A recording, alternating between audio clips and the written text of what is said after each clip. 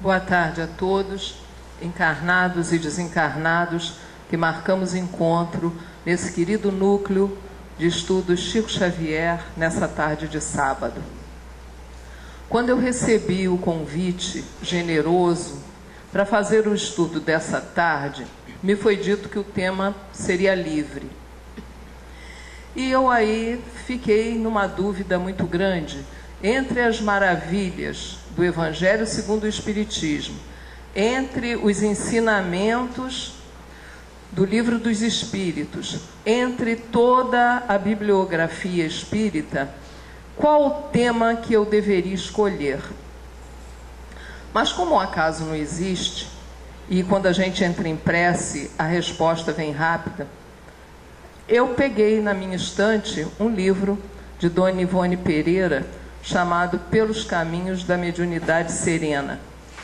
E lá pelas tantas, Dona Ivone diz o seguinte, textualmente: o espírita precisa conhecer um pouco de história, pois em todas as civilizações deste mundo existiu o rastro da comunicação dos espíritos e dos princípios divinos. Eu sou professora de história, sou espírita. Era só juntar as duas coisas que o tema estaria aí. E então eu resolvi conversar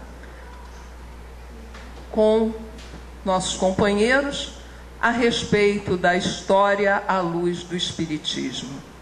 Em que muda o nosso entendimento da ciência chamada história quando nós a enfocamos pela luz da doutrina espírita? E é uma mudança muito grande. Eu falei em ciência histórica porque às vezes as pessoas costumam achar que ciência tem que ser ciência biológica, né? As ciências exatas, ou é química, física, e as ciências humanas, como a história, a geografia, a sociologia, ficam assim um pouco de lado, e que qualquer um pode entender de história, de geografia, de sociologia, como às vezes a gente também se mete muito a entender de psicologia, né? Eu costumo dizer que existem advogados de porta de cadeia e psicólogos de porta de farmácia. Quer dizer, o sujeito não tem formação nenhuma em psicologia, mas para saber entender o problema do outro é rápido. E não é bem assim. Então as ciências, sejam exatas ou humanas ou biológicas, elas têm um método de trabalho, elas têm um método de investigação, a história trabalha com documentos, é preciso um trabalho muito árduo para se entender o que o documento apresenta, o que ele quis dizer, quem foi o autor. Então a crítica aos documentos é um trabalho muito sério, porque senão a história acaba virando aquela coisa chata que a gente aprendeu na escola, né? Que é uma série de nomes e datas fora do contexto, como se os grandes líderes fizessem a história sozinhos. E não é por aí. A história é formada, é composta, é construída por todos nós. Somos nós, as pessoas comuns, em todas as épocas, que construímos a caminhada das civilizações, nos diversos lugares, nos diversos tempos. E quando nós nos entendemos como espíritos, a coisa fica mais clara ainda. Então, depois que eu li o que Dona Ivone Pereira, o recadinho de Dona Ivone, dizendo que os espíritas precisam conhecer um pouco de história, eu achei importante nós estudarmos a história à luz do Espiritismo, evidentemente com rápidas pinceladas, só para nós nos situarmos. Quando o homem, realmente lá nos primórdios, há mais de 1 milhão de anos atrás, aqueles hominídeos passaram daquele estágio animal para o estágio hominal e que passaram a ter discernimento, né? A sua perplexidade diante do cosmos, né? Até hoje, quando a gente olha para cima numa noite estrelada, né, nós ficamos assim perplexos com tanta grandiosidade, com tanta beleza. Vocês imaginem numa mente primitiva o que deveria significar, né, aquele universo todo que se apresentava aos seus olhos e que ele não sabia explicar. E surgiram as perguntas na mente do homem primitivo: quem eu sou? O que eu faço aqui? Da onde eu vim? Para onde eu vou? Como as coisas acontecem? Por que as coisas acontecem? E ao longo desse caminhar, por milhões de anos, chegando a milhares, a séculos, até os dias de hoje, nós estamos tentando responder a essas perguntas através da filosofia, através da história, enfim, investigando o nosso corpo físico, tentando descobrir na realidade quem nós somos, o que nós somos. E a doutrina espírita no século XIX veio trazendo uma luz extraordinária quando ela disse simplesmente que nós somos espíritos. Nós não somos um corpo que tem um espírito. Nós somos um espírito habitando um corpo que é descartado para voltarmos em novos corpos, para, em determinados momentos, para cumprirmos determinados papéis. Nós sabemos perfeitamente que nós reencarnamos. Todos aqui, já espíritas, sabemos que reencarnamos. Só que muitas vezes a gente pensa nesse processo de reencarnação como uma coisa individual. Esquecemos que nós pertencemos a uma coletividade de espíritos.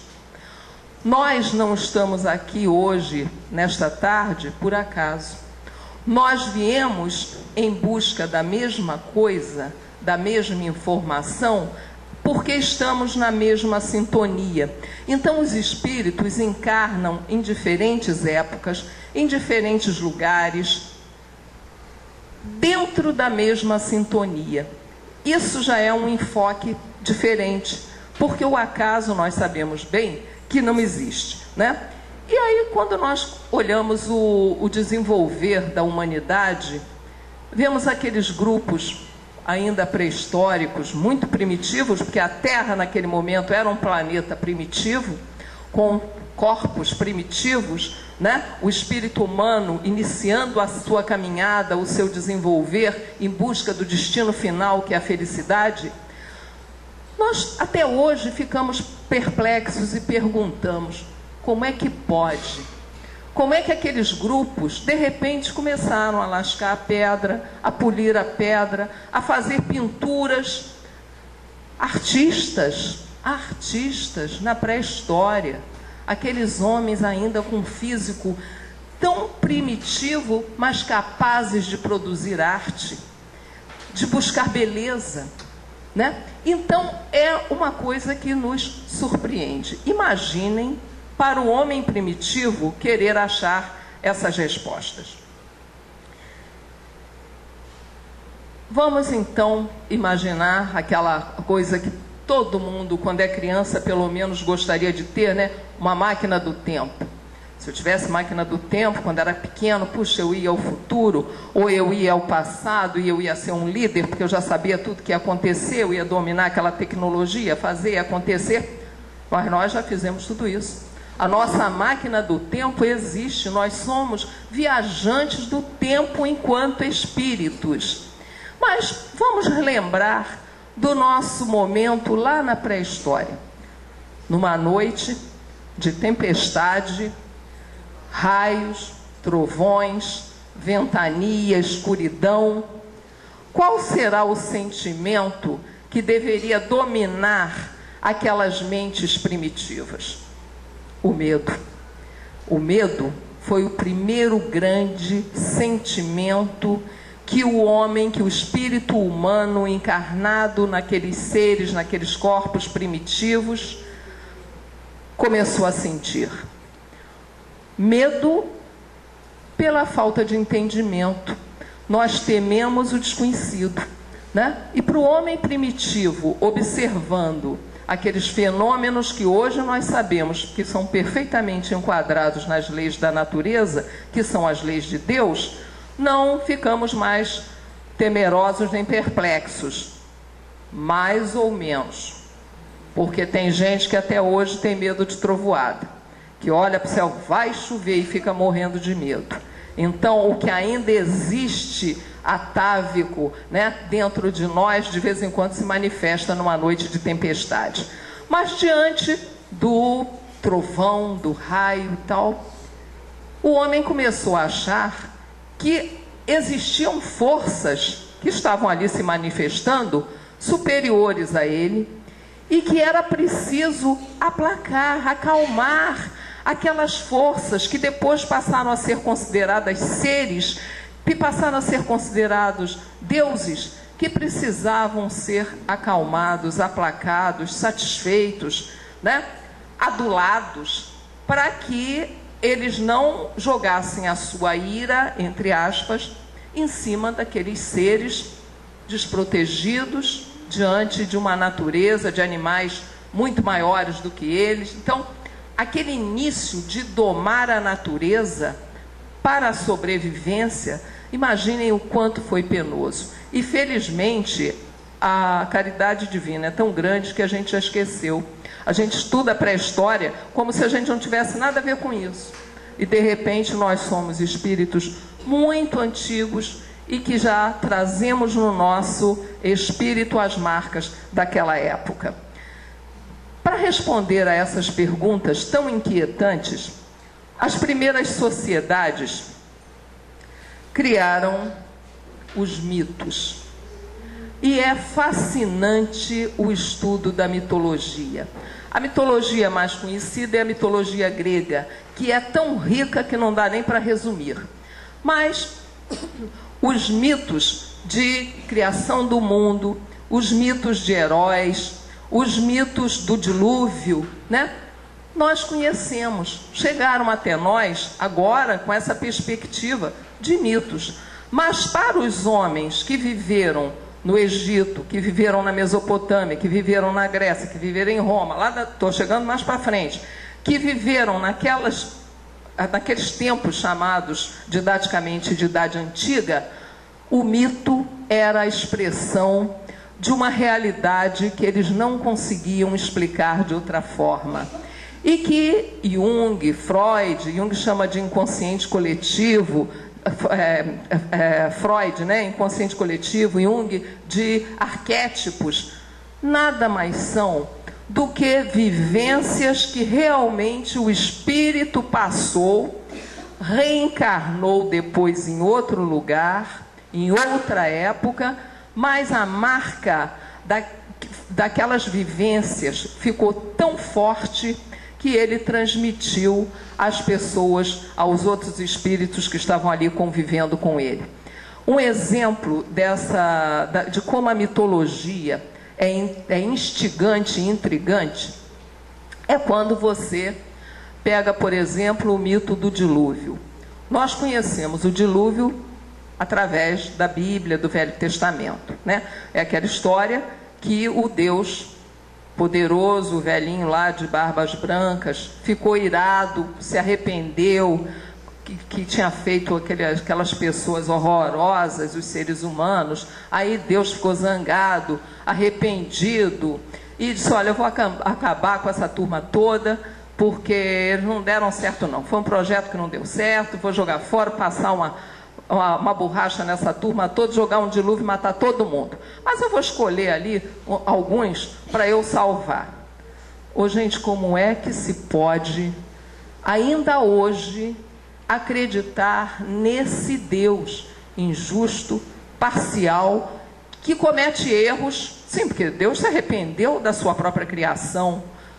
Deus é a perfeição, é o infinitamente sábio, poderoso, jamais teria arrependimento, porque fez os seres humanos como se fosse um rascunho, igual a gente faz rascunho e joga fora. Então, gente, como os homens começam a entender Deus? um Deus parcial, um Deus que mete medo, um Deus juiz, esquecendo da amorosidade. E vem a lenda, o mito do dilúvio. Mito quer dizer narrativa, tá? Em grego. Começou a chover 40 dias e 40 noites. Mas um homem escolhido por Deus, chamado Noé, foi avisado de que ele deveria construir uma barca e construir uma arca, né? E colocar nessa arca um casal de todos os animais viventes sobre a terra. Como é que Noé conseguiu enfiar toda aquela bicharada na arca sem que o leão comesse o carneiro e os insetos? Para catar inseto não devia ter sido brincadeira para Noé não, hein? Olha que coisa infantil. Então isso é a mente infantil do homem primitivo. Mas a gente até hoje que aceita a Bíblia ao pé da letra. A Bíblia tem uma linguagem simbólica, é belíssima se você for lê-la com olhos diferentes. Muito bem, isso é a Gênese hebraica, mas muito antes dessa Gênese hebraica, na Mesopotâmia, havia a epopeia de Gilgamesh, em que esse herói também foi mandado pelo Deus lá superior para construir uma arca para salvar e tal, todo mundo que ele pudesse. Até aí você começa a ficar intrigado. Como é que na Mesopotâmia tinha a lenda, o mito do dilúvio? Séculos depois, entre os hebreus, vem esse mito do dilúvio com Noé. Como é que pode, né? Mas para a gente continuar mais intrigado ainda, vamos chegar à América. Imagine, a América na antiguidade nem se tinha a menor noção da existência do continente americano, né? Só com Colombo, na Idade Moderna, que a América foi descoberta. Pois muito bem.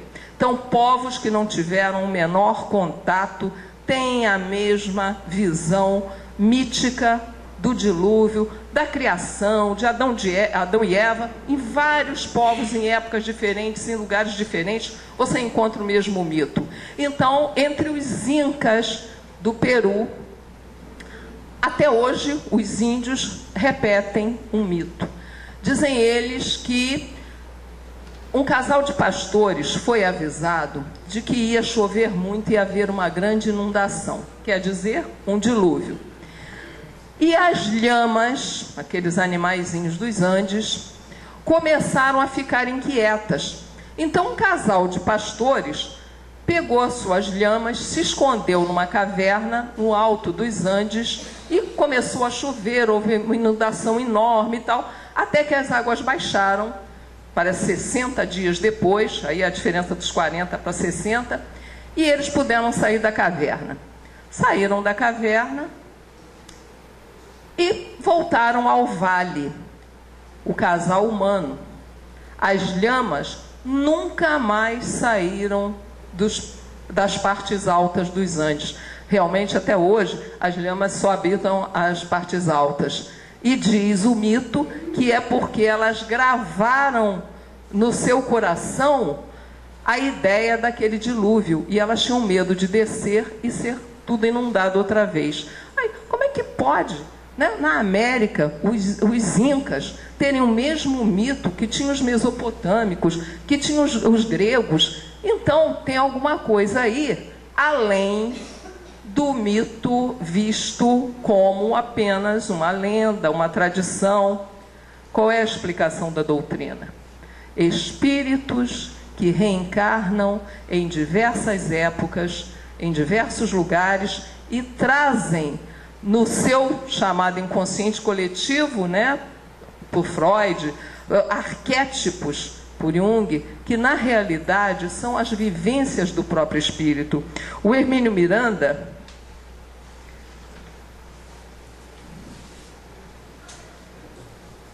que eu evidentemente não vou conseguir achar, mas não faz mal, o Hermínio Miranda coloca muito bem isso quando ele fala que os mitos são paralelos, porque fomos nós que estivemos na Mesopotâmia, que estivemos depois entre os hebreus, que reencarnamos depois como incas na América e que já tínhamos passado por essa experiência e aquilo nos ficou muito marcante, muito forte e a gente repete a experiência. Se nós acompanharmos o desenvolvimento das civilizações saindo da pré-história, as primeiras civilizações surgiram na Mesopotâmia e no Egito. O caso do Egito é o mais conhecido e, olhando a história à luz do Espiritismo, nós vamos ter explicações muito claras, muito lógicas, a respeito de fenômenos que os arqueólogos, que os cientistas até hoje não conseguiram explicar. Fala em Egito, lembra esfinge. Falar em Egito, lembra pirâmide. Então, alguns dados sobre a esfinge de Gizé são muito intrigantes e nós vamos nos perguntar como é que grupos há 10.000 anos, recém-saídos do Neolítico, sem tecnologia, só com uma tecnologia muito primitiva ainda, conseguiram fazer a esfinge. Olha os dados da esfinge. É a maior escultura em bloco único de pedra do mundo, com 72 metros de comprimento, 20 metros de altura, 6 metros de largura. Vou repetir. A maior escultura em bloco de pedra único no mundo. Ela não é em pedacinhos, ela é um bloco imenso de pedra único. Como é que podia mover aquilo, né? Como teriam a capacidade, há 10.000 anos, com instrumentos rudimentares, grupos que estavam ainda se organizando, ainda nem existiam faraós propriamente, quer dizer, o Egito no seu comecinho, e a esfinge foi construída. A pirâmide de Quéops, a grande pirâmide, ela tem 146 metros de altura, 2.600.000 blocos de pedra. A altura da grande pirâmide, multiplicada por 1 bilhão, corresponde à distância da Terra ao Sol.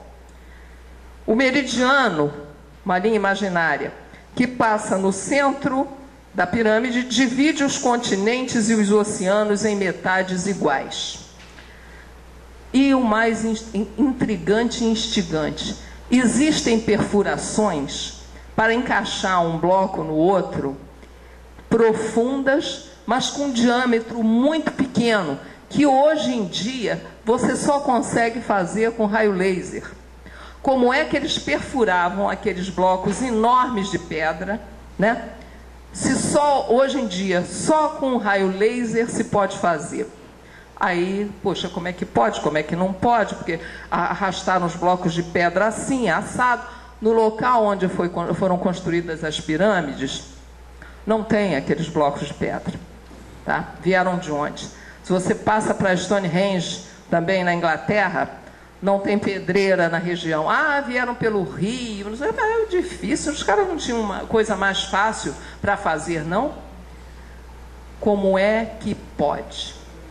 Aí existe um livro chamado A Caminho da Luz, de Chico Xavier, que fala sobre os exilados da Capela. A Capela é uma estrela da constelação do Cocheiro, e essa capela, este mundo, já tinha ultrapassado o estágio de mundo primitivo, de mundo de provas e expiações, já estava saindo do mundo de regeneração. Então o seu desenvolvimento tecnológico, o seu desenvolvimento espiritual estava muito adiantado. Só que, da mesma forma como acontece no nosso planeta, nem todo mundo está no mesmo estágio de desenvolvimento.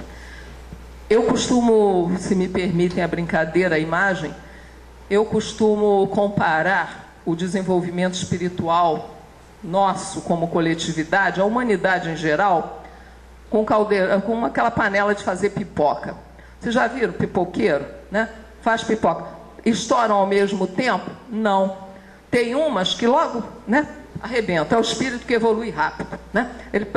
E tem outros que vira aquele milho encruado que não arrebenta de jeito nenhum e fica no fundo da panela. Então, em capela, os espíritos mais evoluídos, as pipocas espirituais que começaram a eclodir com mais rapidez, iam realmente habitar aquele mundo num estágio já de superioridade espiritual muito grande. Mas havia aquelas pipoquinhas que não arrebentaram de jeito nenhum. Isto é, tinham o grande desenvolvimento tecnológico que Capela apresentava, mas o desenvolvimento espiritual negativo. Não tinha acompanhado o desenvolvimento técnico. E o que acontece? Ia todo mundo para o inferno? Os capelinos, Deus, então, vocês não deram certo, vai para o inferno. Não existe isso, a doutrina já nos explicou. Céu e inferno são estados da nossa própria consciência, não são um lugar espacial. Aí, Deus, na sua misericórdia infinita, o que faz? Nos recicla. Nós hoje falamos muito em reciclagem de lixo, não é? Você aproveita garrafa PET para fazer camiseta, né? Garrafas PET que viram tijolos. Há casas que são construídas com garrafa PET, em vez de usar tijolo. Tem toda uma tecnologia para reciclar esse material. Ora, se nós estamos reciclando lixo, imagine Deus em relação às suas criaturas. Deus nos recicla, nos reaproveita através da reencarnação. Então, não joga fora, não joga no inferno. Deus faz com que nós nos reciclemos, nós tenhamos outra oportunidade de crescimento. Foi isso que aconteceu com os capelinos. Então, os habitantes da capela vieram encaminhados para a Terra, que ainda era um planeta primitivo, para ensinar essa tecnologia. Daí a construção de pirâmides, daí de repente você olha aquele grupo tão primitivo, começa a fazer não só construções em termos físicos, mas organização econômica, política, social, tudo bonitinho do nada. Não. Houve os mestres do espaço, da espiritualidade, que vieram intuir líderes, não é? E esses líderes, então, passavam para o resto da comunidade aquelas informações e exerciam a sua liderança sempre no caminho do progresso, que é a lei maior, que é a lei de Deus. Dando um salto na nossa máquina do tempo, vamos à Grécia.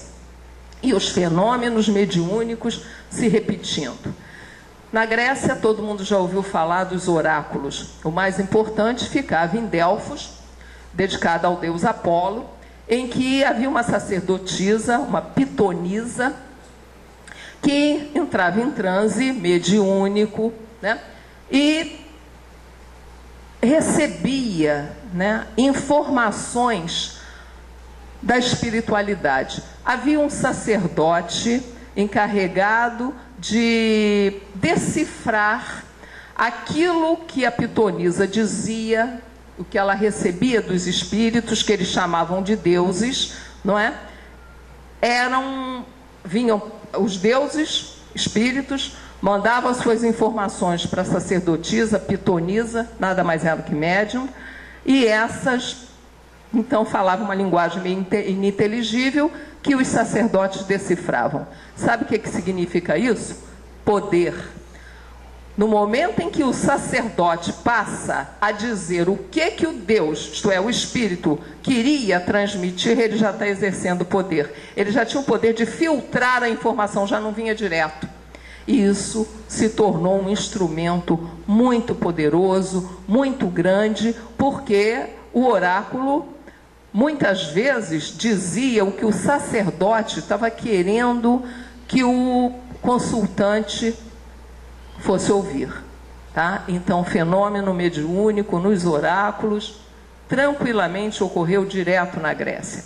Em Roma nós vamos ver os fenômenos ligados ao desdobramento, aos sonhos. E ficou muito célebre, é narrado pelos cronistas da época, o sonho, todo mundo sabe quem foi Júlio César, né, que não chegou a ser imperador romano, não foi, mas abriu caminho para o Império Romano pelas suas conquistas. Ele era um senador e teria que comparecer ao Senado, mas na véspera da sua ida ao Senado, a sua mulher, Calpurnia, teve sonhos assim horrorosos, pesadelos, em que ela via a morte de César no Senado. E ela avisou a ele, não vá ao Senado, porque vai haver um atentado. Ele achou que era bobagem, superstição, coisa de mulher ciumenta, que de vez em quando vai ver que estava com ciúme de alguma pessoa bonitinha que ele ia encontrar no caminho, não deu importância e foi. No caminho, ele foi avisado por um vidente, que era um médium, evidentemente, que não fosse porque a sua vida estava em risco. César não deu a mínima bola e ainda brincou com o vidente, dizendo para ele, os idos de março chegaram, 15 de março, que era o dia que o vidente disse para ele não ir ao Senado. E ele foi assim mesmo, os idos de março chegaram. E o vidente disse para ele, mas ainda não passaram. E não deu outra. Ele vai então ao Senado, não aceitando o que a espiritualidade havia lhe avisado, e ele realmente vai e é assassinado, né? Com punhaladas pelos outros senadores. Então, qual é a lição daí? A espiritualidade fala conosco, os nossos mentores nos avisam, nos orientam, nem sempre a gente quer ouvir. Então é preciso ter olhos de ver, ouvidos de ouvir, porque as comunicações vêm, elas estão presentes. Chega a época do nosso Mestre Jesus vir com a sua mensagem de amor, de luz, de paz, para transformar aquelas primeiras informações trazidas por Moisés, para temperá-las, dulcificá-las com seu amor. Os primeiros cristãos foram sacrificados, veio a era dos mártires, muitos morreram na arena, os cristãos foram perseguidos, e mais tarde, já na Idade Média, aqueles cristãos que começaram como escravos, como uma minoria perseguida, passam a ser da classe dominante.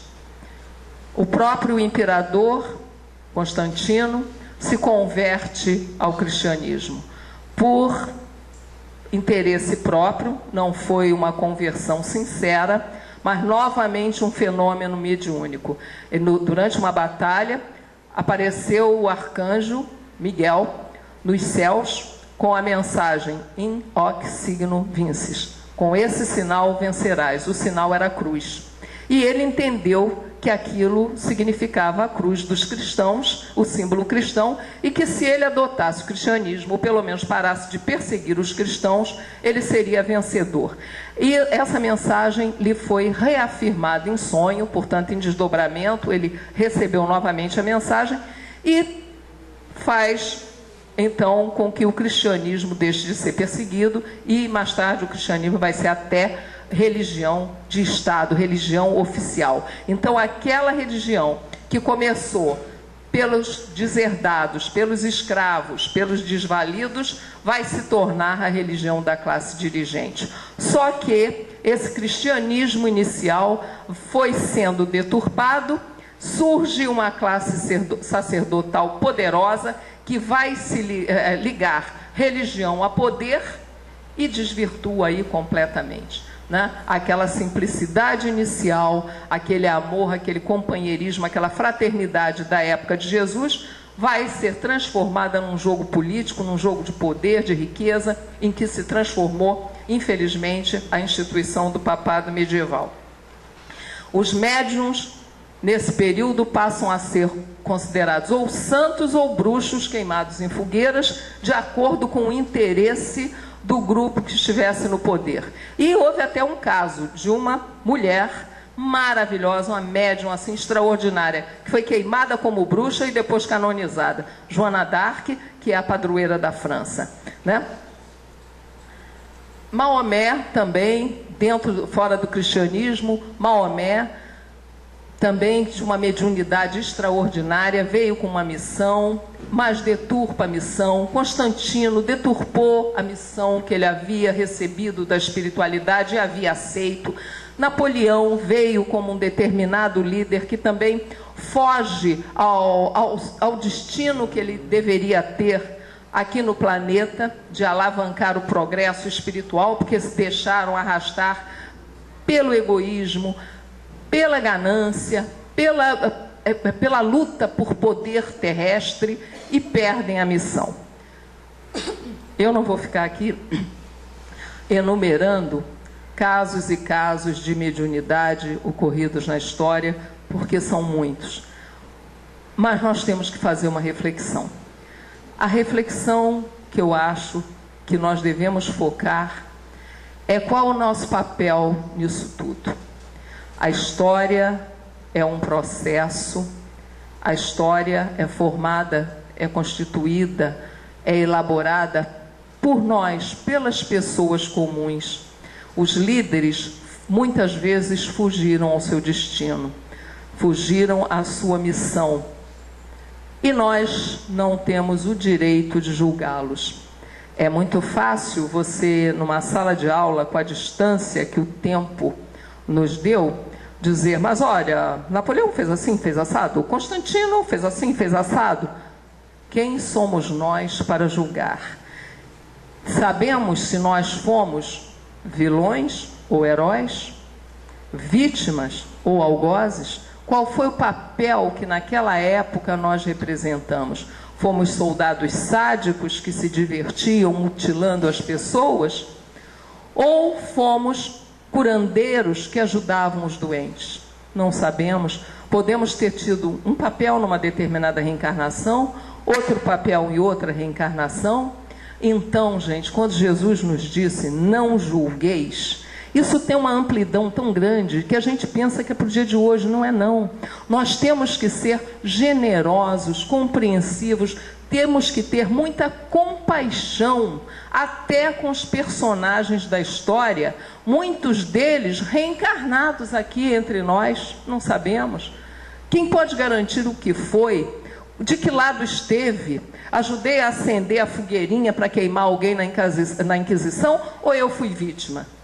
Então, o nosso momento é hoje. A nossa reencarnação mais importante é a atual.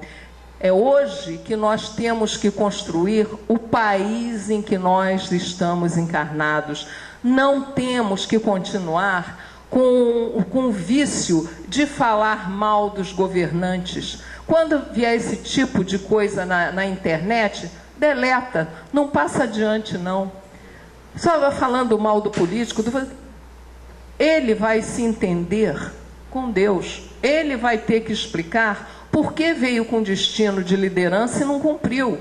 A nós cabe o quê? Prece, trabalhar para que o nosso país, o lugar, o momento que nós estamos reencarnados, que é o que nós precisamos, seja o melhor possível. Nós somos herdeiros de nós mesmos. Muita gente diz, qual é o mundo que nós vamos deixar para os nossos filhos? Não é para os nossos filhos não, para nós. Em que mundo nós vamos querer reencarnar? Qual é o hoje que eu estou construindo para o amanhã? Então, a história é um encadeamento. O ontem explica o hoje e o hoje constrói o amanhã. Não há fatos, momentos, personagens, nada estanque.